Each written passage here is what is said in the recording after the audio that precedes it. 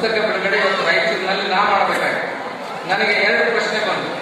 H M Mallikarjuna ಸ್ವಾಮಿ ಅವರ ಪುಸ್ತಕ ಬಿಡುಗಡೆ ಮಾಡಕ್ಕೆ ರಾಯಚೂರಿಗೆ ಹೋಗಲು, ಏನು ಬಸನಗೌಡ ಬಾಗರಳ್ಳಿ ಅವರು ಟೀಚರ್ಸ್ಗೆ ಹೋಗಲು 2 ತಾಸು ವಿಚಾರ ಮಾಡಿದ್ದಾರೆ. ಆದರೆ ಇಲ್ಲಿ ಬಂದು ನೀವೆಲ್ಲ ಇಷ್ಟು ಜನ ಸೇರಿದ್ದು ನೋಡಿ, ನೀವನ್ನೆಲ್ಲ ಬಹಳ ಪ್ರೀತಿಯಿಂದ ಒಳ್ಳೆಯ ಮೆರವಣಿಗೆಯಲ್ಲಿ ಕರ್ಕೊಂಡು ಬಂದಾಗ ನನಗನ್ನಿಸ್ತು ನಾನು ಇಲ್ಲಿ ಬಂದದ್ದು ಸಾರ್ಥಕ ಆಯಿತು. ಅದಕ್ಕೆ ನಾನು ನಮ್ಮ